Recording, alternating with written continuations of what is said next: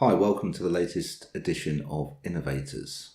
I want to pose a question this week and ask, art as hype or hype as art? And what I mean by this is, imagine the audacity of a duo who get a number one hit single, write a book about how they did it, and then invite and inspire others to follow suit. After several successful singles, due to their disgust at the record industry, they then decide to retire from the music business at the height of their success. Playing alongside an extreme metal band at the Brit Awards, they fire machine guns at the audience and finish by dumping a dead sheep on the steps of the after-show party with the statement, "I died for you. Bon appetit."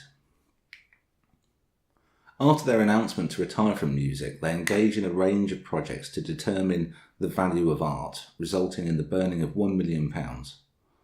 After signing a contract stating Bill Drummond and Jimmy Cauty agreed to never speak, write or use any form of media to mention the burning of £1 million of their own money, which occurred on the island of Jura on the 23rd of August 1994, for a period of 23 years after the date of signature, they then deleted their back catalogue and sort of disappeared until August of this year, to the day.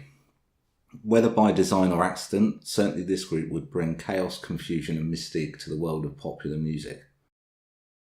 Welcome to the KLF, the Justified Ancients of Moo Moo, the Jams, the Time Lords, or the K Foundation. Bill Drummond and Jimmy Cauty are not your normal pop stars. When they formed, both had been involved in the music industry. Drummond had been in a band called Big in Japan back in the late 70s, then formed Zoo Records and became manager of the Teardrop Explodes and Echo and the Bunnymen. And Jimmy Cauty had been a guitarist in an unsuccessful band signed to WEA called Brilliant, but Brilliant had also been managed by Bill Drummond.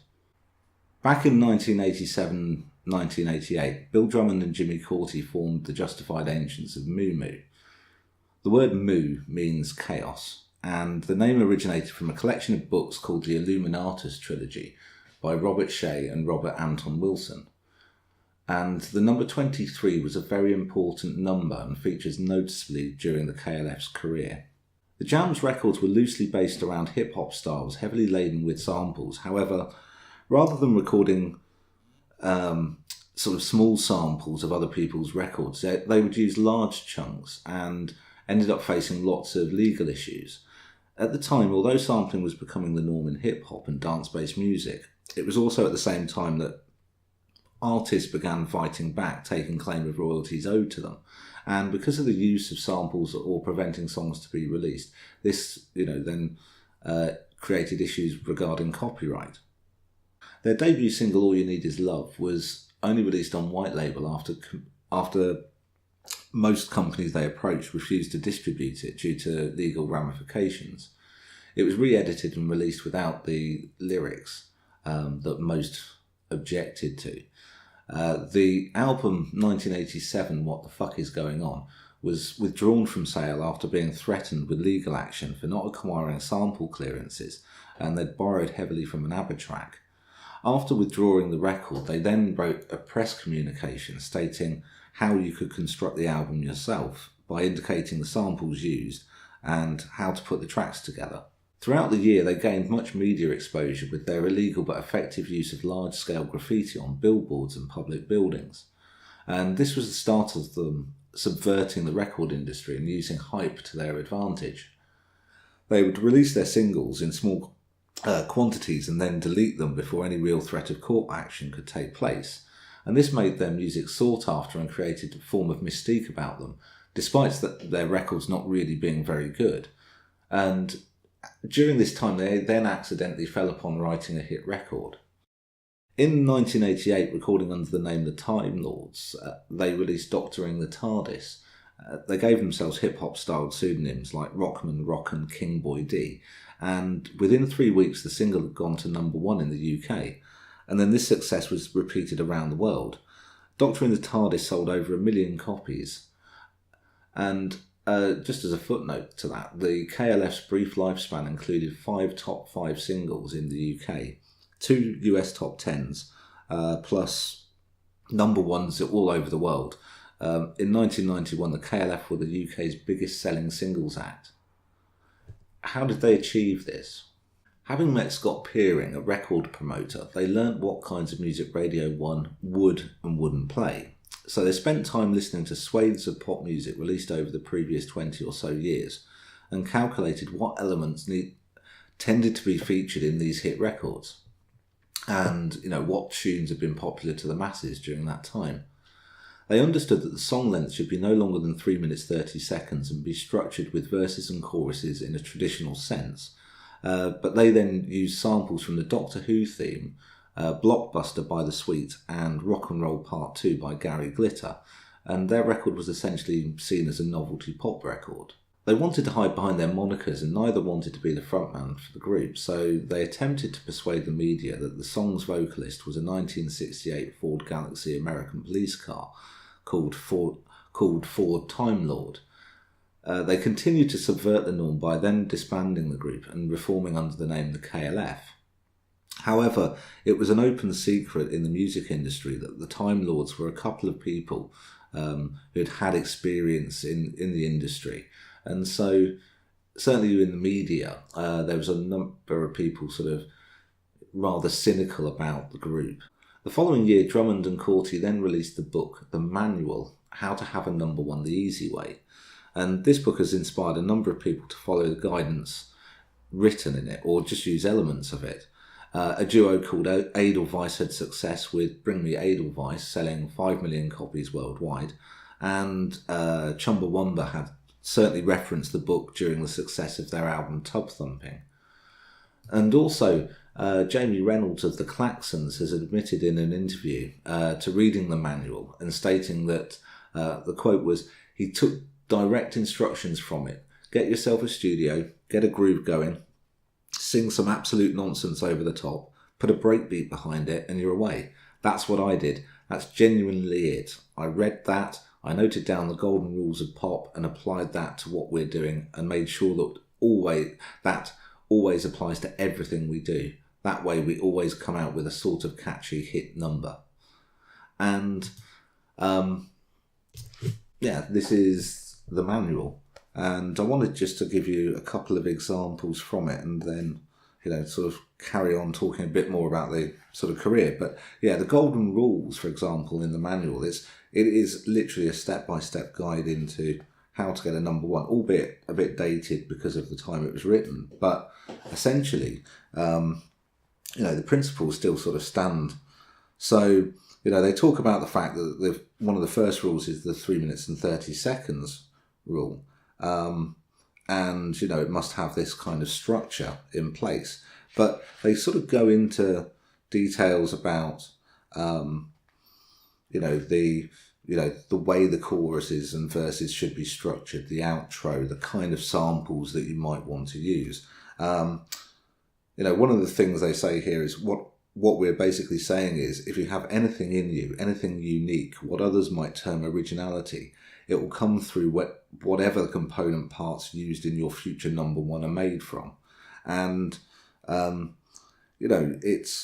it even goes into the process of once you've recorded the record, what you should be doing for the promotion for the forthcoming weeks after release, and then breaks it down into, you'll need a video, etc., etc. But it's interesting because, they write here, right at the postscript, to be honest, or at least an attempt at it, we think the reason we wrote this manual was to try and understand the whole process ourselves, make sense, unravel the mess of confusing strands, all the lies and logic, morals and myths, and the differences between yes and no. As well as genuinely wanting to demystify the pop process, we wanted, in our arrogance, to elevate the one-hit wonder novelty record to art with a capital A, and to do this without anyone knowing but ourselves.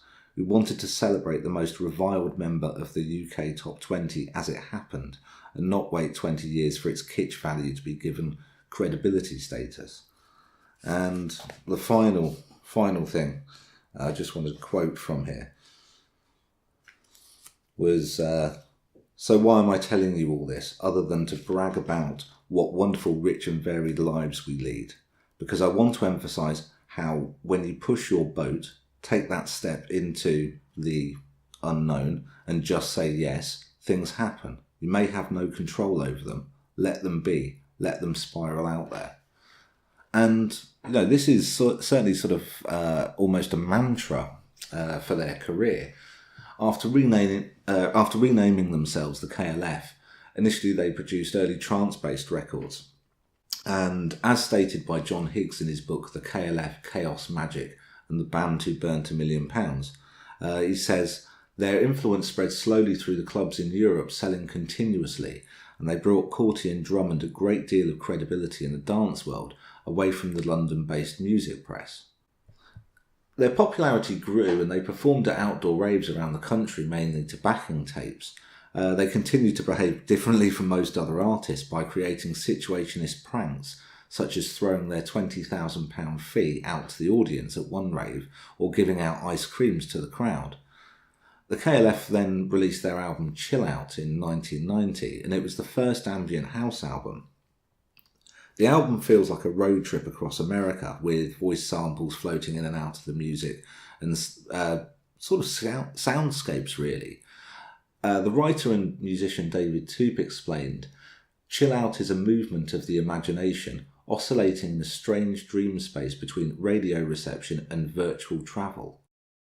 In 1990, Drummond and Corti then reconfigured their musical style to incorporate rap and with more pop orientation, and they called it Stadium House. And using this format, they scored 5 top 5 hits and a number 1 between 1990 to early 92 in the UK, and a number 1 in the USA, with countless top 40 entries across the world. Throughout this time, they were still being dismissed as too knowing because they knew how the music industry worked and they knew how to exploit it. The argument lies in the fact that they were essentially remixing the same 3 songs featured as their Stadium House trilogy, which were 3am, Eternal, What Time Is Love, and Last Train to Transcentral, and then the single Justified and Ancient featuring the country singer Tammy Wynette. And these, when released, made them a substantial amount of money. When interviewed in 1992, Bill Drummond said, "There is humour in what we do and in the records, but I really hate it when people go on about us being schemers and scammers. We do all this stuff from the very depths of our soul, and people make out it's some kind of game. It depresses me." And this resulted in the 12th of February 1992, when they performed with Extreme Noise Terror at the Brit Awards, and they performed a live version of 3am Eternal, and it was described as a violently antagonistic performance in front of a stunned music business audience. And the performance finished with Drummond firing blanks from a machine gun at the crowd. As the band left the stage, the KLF's promoter and narrator, Scott Peering, announced over the PA system that the KLF have now left the music business. Most people just assumed this was just another stunt by the band. But on the 14th of May 92, the KLF then announced their immediate retirement from the music industry and the deletion of their entire back catalogue, stating, "We've been following a wild and wounded, glum and glorious, shit but shining path these past 5 years, the last 2 of which has led us up onto the commercial high ground. We are at a point where the path is about to take a sharp turn from these sunny uplands down into a netherworld of we know not what. For the foreseeable future, there will be no further record releases from the Justified Ancients of Moo, the Time Lords, the KLF, and any other past, present, and future name attached to our activities. As of now, all of our past releases are deleted. If we meet further along, be prepared. Our disguise may be complete." Then in 1993, the K Foundation was set up by Corti and Drummond, and this served as an artistic outlet for the duo's post-retirement KLF income. And between 93 and 95, they spent this money in a number of ways, including a series of situationist-inspired press adverts and extravagant subversions into the art world, focusing in particular on the Turner Prize, most notoriously when their exhibition Money, a Major Body of Cash which consisted of 7 pieces, all involving various amounts of cash nailed to, tied to, or simply standing on inanimate objects, fell through.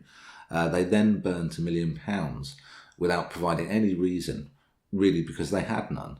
It was a whim, really, much like most of their career. You get an idea and run with it just to see what happens. They attempted to engage the public through a tour of gatherings to try and get their audiences to find an answer. However, many thought it was just wasteful to burn so much money. The K Foundation recorded several times, firstly with the single K Sarah Sarah, released as a limited edition single in Israel and Palestine in November 1993. And the other track was, although attributed to the One World Orchestra featuring the massed pipes and drums of the Children's Free Revolutionary Volunteer Guards, they recorded a track called The Magnificent, and it was a contribution to the charity album Help.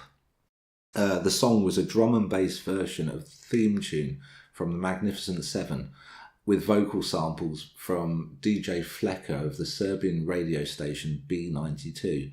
And this was recorded on the 4th of September 1995. Drummond and Corti would then next work together in 1997 when they attempted to fuck the millennium as the group 2K and also K2 Plant Hire, which was their conceptual art project. Based upon the KLF's Acid House track What Time Is Love, it was promoted as a comeback single and released to mark the 10th anniversary of Drummond and Corti's first collaborations. However, it was also in part intended to mock the notion of the comeback, and it was the only commercial release by the duo since the KLF's 92 retirement. It reached number 28 in the UK charts in October 1997. And their campaign to fuck the millennium also involved an appearance by 2K at the London's Barbican Arts Centre and a number of outlandish proposals to commemorate the millennium under the moniker K2 Plant Hire. This really was full-page adverts appearing in the national press asking readers, fuck the millennium, yes or no, with a telephone number, the Millennium Crisis Line, provided for voting. If you want to fuck the millennium, press 1, if not, press 2. The adverts were placed under the pseudonym K2 Plant Hire Limited, who duly claimed that 18,436 of the respondents, which was 89%, wished to fuck the millennium. Thus, on the 31st of October in 1997, K2 Plant Hire announced the People's Pyramid, an estimated 100-foot high or 46 metre high structure built from as many house bricks as there were British 20th century births. And this was estimated by the duo as 87 million. And this was to be built without any cost to the taxpayer. But obviously the pyramid was never built. K2 Plant Hire has never been disbanded, but just really disappeared, with Drummond and Corti pursuing solo careers in various forms of art. Until this year, when posters then began appearing in different places, indicating that the 23-year moratorium of silence the K Foundation alluded to in their contract from 1994 was over. A poster appeared in East London at the start of 2017 stating, 2017, what the fuck is going on? And then information began to appear online offering tickets to a happening in Liverpool on the 23rd of August this year. A book launch for 2023, a trilogy, which is a fictitious story about the origins of the justified ancients of Moo, was held. And again, confusion ensued as Bill Drummond and Jimmy Corti organised these events, such as a book stamping, organising a gig for a band made up of volunteers who attended, and they did a talk about organised a talk about why they burnt the money, but they didn't talk about it themselves. Essentially, it left everything to be interpreted by the 400 volunteers who paid to attend and get involved. So, have the KLF returned? Possibly, but perhaps maybe only just for a brief time. In order to create success, I go back to my first statement, can art be hype or hype be art? And I think the KLF, the justified agents of Moo, the Jams, the K Foundation, however they should be addressed, should be considered innovators because of the sheer genius of some of their actions, such as the manual, which has proved successful for several artists and bands who've followed the guidance, through to their subversion of the music industry and art world, and their sheer bloody mindedness to do whatever they please. Thanks very much. See you next time.